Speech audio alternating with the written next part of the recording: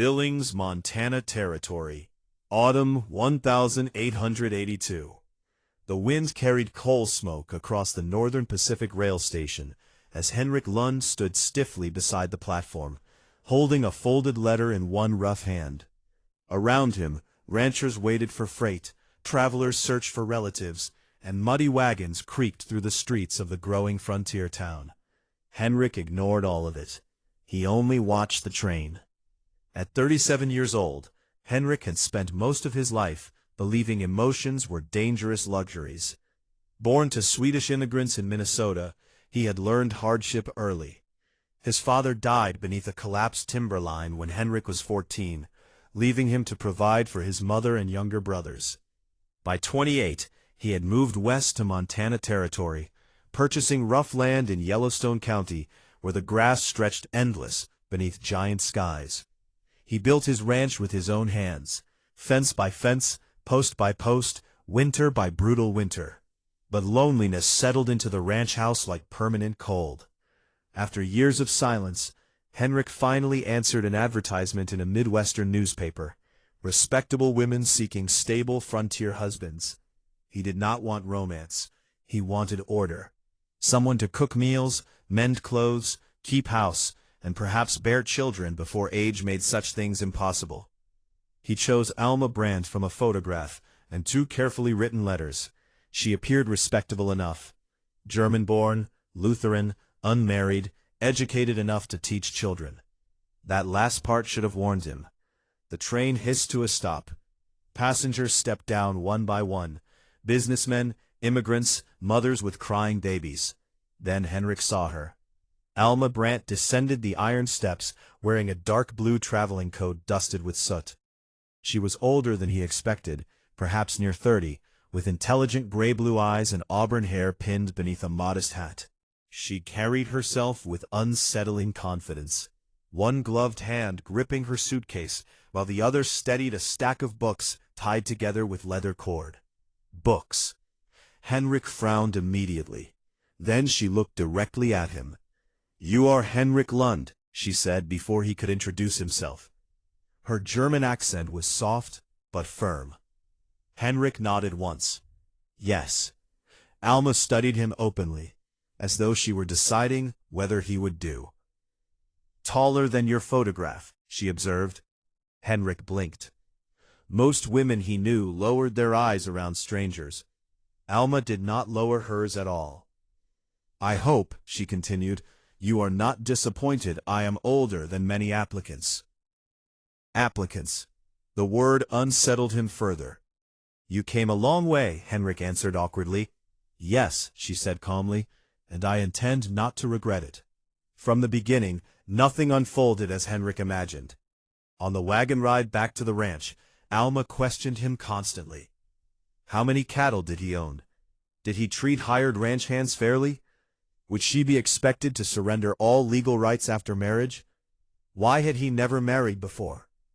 Henrik answered in clipped sentences while driving through rolling grasslands beneath a burning orange sunset. Finally he asked, "Do you always ask this many questions?" Yes. That single word carried no apology.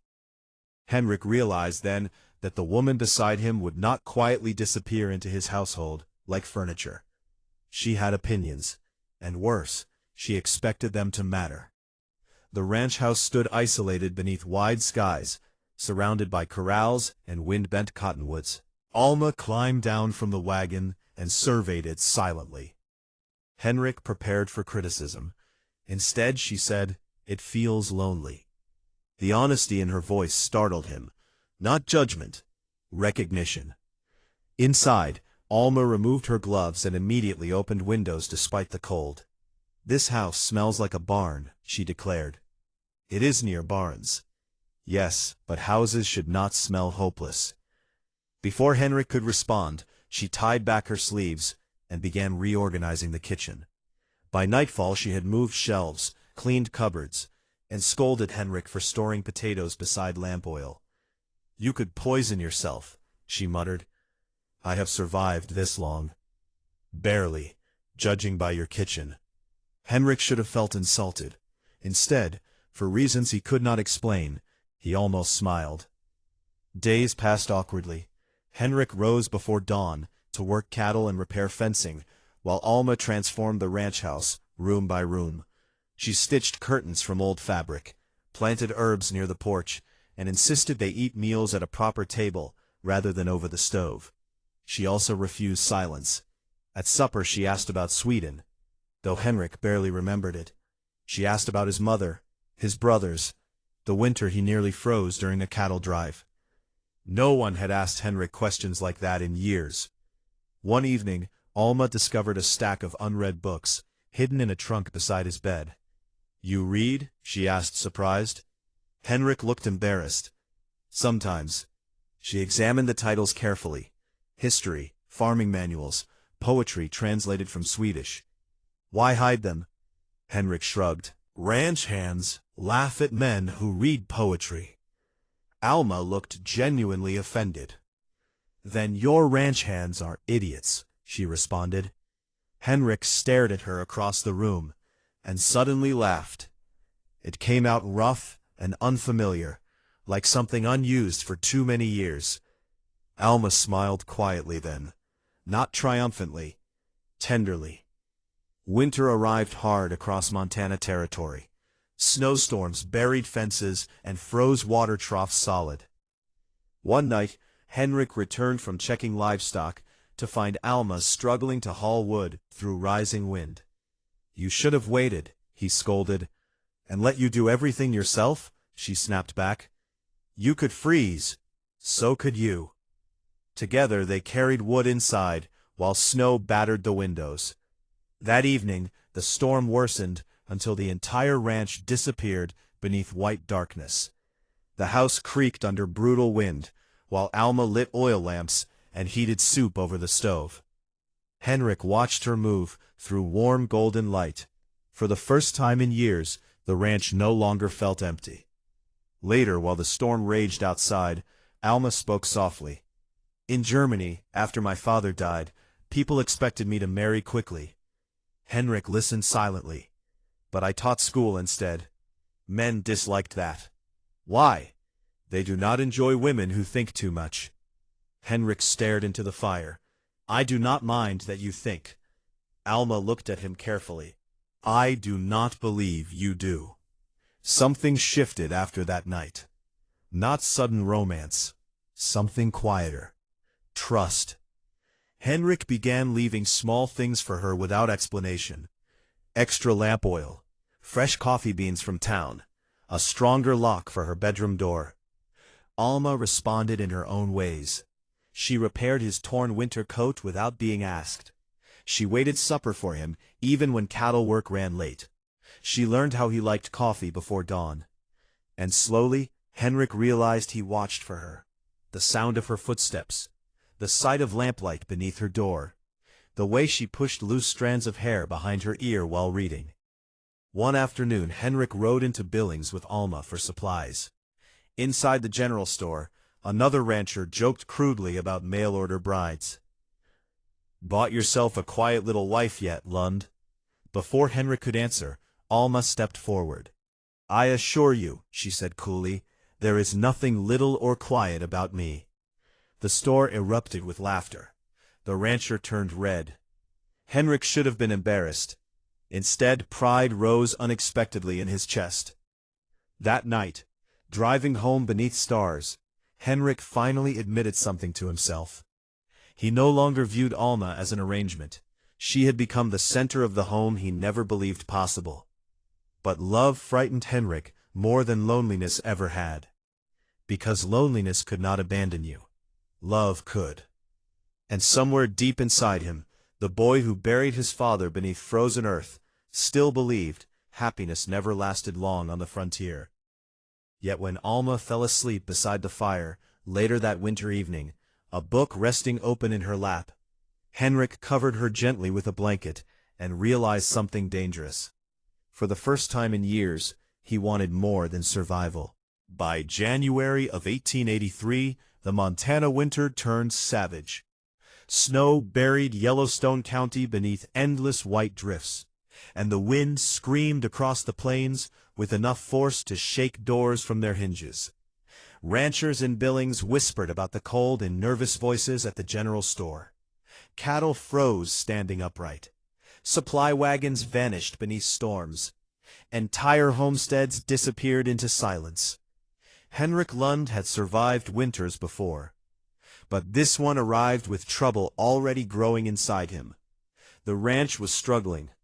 Beef prices had fallen sharply after autumn drives, and Henrik's herd was smaller than usual after disease spread through neighboring counties the previous year. Repairs on fencing had cost more than expected, and now snow buried half the grazing land beneath ice so thick the cattle could barely reach grass underneath. Henrik kept most of this from Alma, or tried to. But Alma Brandt noticed everything. She noticed how he studied account books late at night beside dying lantern light. She noticed how he skipped portions at supper. She noticed the tension in his shoulders every time another storm cloud gathered over the plains. And one evening, after Henrik returned from town unusually silent, she finally asked directly, "How much debt are we in?" Henrik looked up sharply from removing his gloves. "We?" "Yes," Alma replied evenly, "we." Henrik hesitated. No one had ever shared burdens with him before, not truly. He had spent his entire adult life believing survival meant carrying everything alone. "It is temporary," he muttered. "That is not an answer." He exhaled slowly before sitting at the kitchen table. Outside, wind rattled the windows, while snow swept across the yard like ghostly smoke. "We may lose 40 head before spring. Possibly more." Alma absorbed this without panic. "And the bank?" Henrik's jaw tightened. "I borrowed against the south pasture last year." "How much?" "Enough." "That still is not an answer," Henrik suddenly snapped. "Because the numbers sound worse out loud." The room fell silent. Immediately regret crossed his face. Alma did not flinch, but disappointment flickered briefly through her eyes. Henrik looked away. "I am sorry," he said roughly. "I should not raise my voice at you." Alma studied him for a long moment. Then she walked to the stove, poured coffee into 2 cups, and returned calmly. "In Germany," she said quietly, "my mother used to say hardship becomes heavier when hidden." Henrik stared into the steam rising from his cup. "I am used to hiding things." "Yes," Alma replied softly, "I know." That night changed something between them. For the first time since her arrival, Henrik allowed Alma fully into the reality of the ranch, the debts, the risks, the uncertainty. Together they spent evenings reviewing ledgers, while storms battered the house outside. Alma proved frighteningly competent. She reorganized expenses, suggested better supply trades in Billings, and even proposed selling embroidered linens she made during winter evenings. Henrik frowned at the idea. No ranch wife should have to earn money. Alma looked genuinely irritated. No ranch husband should freeze himself half to death protecting his pride. Henrik almost argued, but he was beginning to understand something dangerous about Alma Brandt. She was often correct. The days grew harder. One storm trapped Henrik and 2 ranch hands nearly overnight while moving weakened cattle to sheltered ground. They returned after midnight exhausted and half frozen. Alma waited awake beside the stove, worry plain across her face, despite her usual composure. Henrik stumbled through the door, coated in snow. "You are freezing," Alma exclaimed. "I have been colder." "That is not reassuring." She immediately pulled his gloves off and pushed him toward the fire. Henrik sat heavily in a chair, while Alma knelt to remove his ice-stiff boots. "You do not need to. Be quiet." Henrik obeyed. One ranch hand exchanged an amused glance with the other, before wisely disappearing upstairs. Alma rubbed warmth back into Henrik's frozen hands with firm movements, while muttering disapprovingly in German. Henrik watched her quietly. No one had cared whether he lived or froze in many years. The realization unsettled him more deeply than the cold. Later that night, Henrik woke coughing violently. Alma found him feverish by morning. "You are not working today," she announced. "I have cattle. You have pneumonia if you continue behaving like an idiot." Henrik tried to stand anyway. Alma physically pushed him back into bed. For a moment, they both froze in surprise. Henrik was much larger than her, stronger in every visible way. Yet somehow, Alma possessed a force that made resistance feel pointless. "You cannot command me," Henrik muttered weakly. Alma crossed her arms. "Watch me." For 3 days Henrik burned with fever, while blizzards swallowed the ranch outside. Alma cared for him constantly, despite his stubborn protests. She cooled cloths against his forehead, forced broth into him, sat awake during long nights, listening to his breathing. And slowly, Henrik began speaking in fever dreams. Fragments at first, then truths. Alma heard about the younger brother Henrik lost to scarlet fever, the father crushed beneath timber, the fiancé back in Minnesota who married another man after growing tired of waiting for Henrik to build a future. "You work too much," Henrik whispered deliriously one night. "No woman wants half a husband." Alma sat silently beside him, while wind rattled the windows. Then softly, almost painfully, she answered the sleeping man.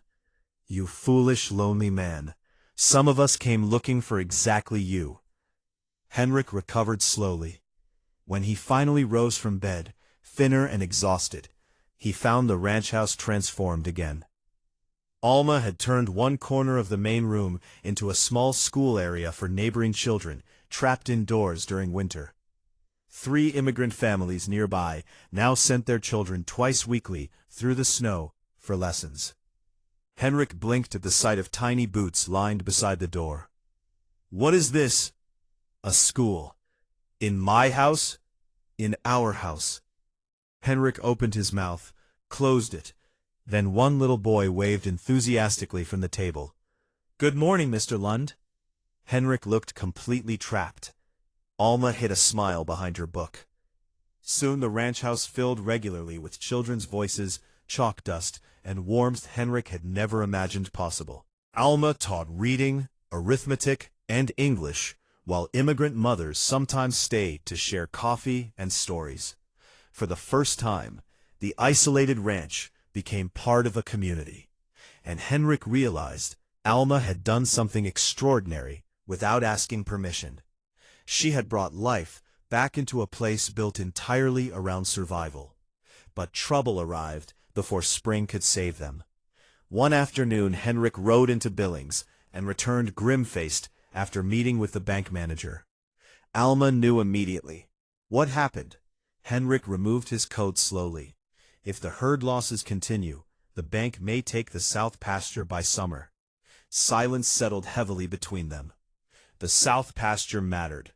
Without it, the ranch might never recover. Alma sat down carefully. "How long do we have?" "Perhaps until April." Henrik expected fear. Instead, Alma looked thoughtful, then determined.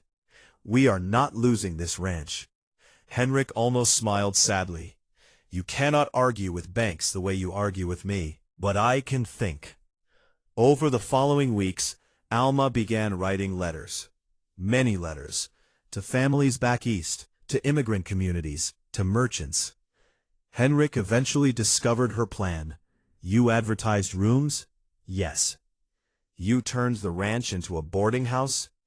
"A winter boarding school and traveler lodging establishment," Alma corrected calmly. Henrik stared at her in disbelief. "This is a ranch.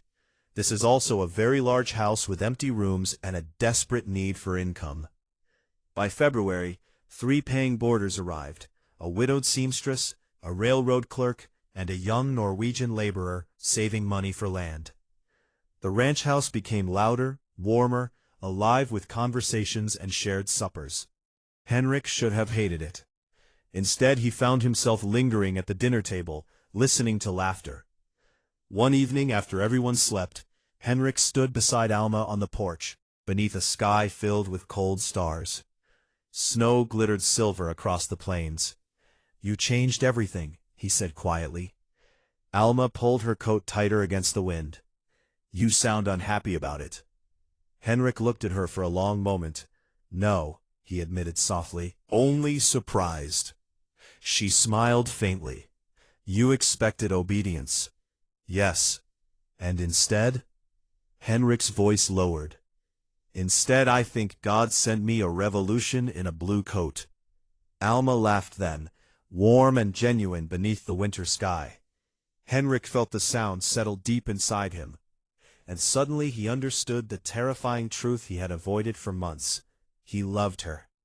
Not because she obeyed him, not because she kept house, but because Alma Brandt walked into the cold emptiness of his life, and refused to let it remain empty.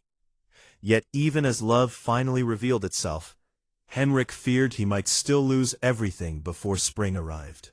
Spring arrived slowly across Montana Territory in 1883. First came the dripping icicles beneath the ranch roof.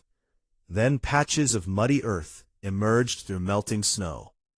The Yellowstone River broke apart with roaring sheets of ice, and cold wind gradually softened into something gentler. For most ranchers, spring meant relief. For Henrik Lund, it meant reckoning. The banknote remained unpaid. Half the herd was weakened from winter losses. And despite all Alma had done to save the ranch, Henrik knew one bad season could still destroy everything they had built together. Yet something had undeniably changed. The ranch no longer felt like a lonely outpost surviving against the wilderness. It had become a living place, warm with voices, shared meals, school lessons, laughter, and light glowing from windows long after sunset. People now stopped at the Lund Ranch intentionally. Travelers rested there. Children learned there. Neighbors gathered there during storms. And at the center of all of it stood Alma Brandt. Henrik watched her constantly without meaning to. He watched her kneel beside the garden she planned near the porch. Sleeves rolled above her wrists as she pressed seeds into damp earth. He watched her correct school papers beside lantern light, lips pursed in concentration. He watched the quiet kindness she showed everyone who crossed their threshold, even Henrik himself, especially Henrik. And the more he loved her, the more frightened he became. Because Henrik Lund understood cattle, land, weather, loss, but love felt dangerous precisely because it gave another person the power to wound you simply by leaving. One afternoon in April, Henrik rode fence lines along the south pasture, while dark clouds gathered overhead. Snowmelt had swollen the creeks dangerously, and several sections of fencing collapsed beneath rushing water. By the time he returned home after sunset, soaked and exhausted, he found unexpected tension waiting inside the house. The boarders sat unusually silent around the supper table. Alma stood near the stove, pale and composed in the way she became when deeply upset. Henrik immediately sensed trouble. What happened? The railroad clerk cleared his throat awkwardly. A man came by earlier asking for Miss Brandt. Henrik's stomach tightened instantly. What man? Alma answered quietly. His name is Walter Pierce. Henrik recognized the name. The wealthy railroad supply merchant from Billings, widowed, educated, successful. Everything Henrik was not. He came with an offer, Alma continued carefully. Henrik removed his gloves slowly. What kind of offer? Alma met his eyes directly. A teaching position in Billings. Silence swallowed the room. Henrik felt something cold move through his chest. The boarders wisely disappeared upstairs one by one, until only Henrik and Alma remained beside the dying fire. Finally Henrik spoke. You accepted? No. Relief hit him too quickly, too visibly, Alma noticed. But I have not declined either, she added softly. Henrik's jaw tightened. Why would you consider leaving? The moment the words left his mouth, Alma's expression changed. Not angry, hurt. Because, she said quietly, I still do not know whether you actually want me to stay. Henrik stared at her. How can you ask that after everything? Because you never say what you feel. The truth landed hard between them. Henrik looked away toward the dark window. I am not good with words. No, Alma replied, sadly. You are only good with silence. That night, neither slept much. Henrik lay awake, listening to wind move across the plains, while fear twisted slowly inside him. Because Alma was right. He had built his entire life around restraint, around withholding, around surviving pain by never fully depending on anyone again. But Alma had crossed thousands of miles for a future neither of them truly understood. And somehow, Henrik had never once clearly told her she mattered. The next morning, Alma left early for Billings, with one of the boarders. Henrik watched the wagon disappear across muddy prairie roads, and felt panic, unlike anything he had experienced during winter storms or cattle losses. By noon, he could no longer work. By afternoon, he saddled his horse, and by evening, Henrik Lund rode into Billings like a man chasing the only thing that had ever truly become home. The town bustled with spring activity, wagons crowding muddy streets, railroad workers shouting near the station, merchants reopening businesses after winter. Henrik searched nearly every corner before finally spotting Alma near the small schoolhouse beside the church. She stood speaking with Walter Pierce. Henrik immediately disliked him. Pierce was polished where Henrik was rough, clean-shaven, confident, wearing an expensive wool coat untouched by ranch dirt or hard winters. The kind of man who knew how to speak elegantly to women. Henrik suddenly felt enormous and clumsy beside him. Alma noticed Henrik first. Surprise crossed her face. Then, uncertainty. Walter Pierce turned politely. "Mr. Lund." Henrik nodded stiffly. Pierce smiled faintly. "Miss Brandt speaks very highly of your ranch school." Something protective flared instantly inside Henrik. "She built it," he answered. Walter glanced toward Alma warmly. "She is remarkable." Henrik knew that already. That was the problem. After an awkward silence, Walter excused himself and stepped away toward the church. Henrik and Alma stood alone beside the muddy street. Neither spoke immediately. Finally, Alma folded her arms. "You rode all the way here?" "Yes." "Why?" Henrik opened his mouth, closed it again. The old instinct to hide everything battled violently against the truth trying to escape.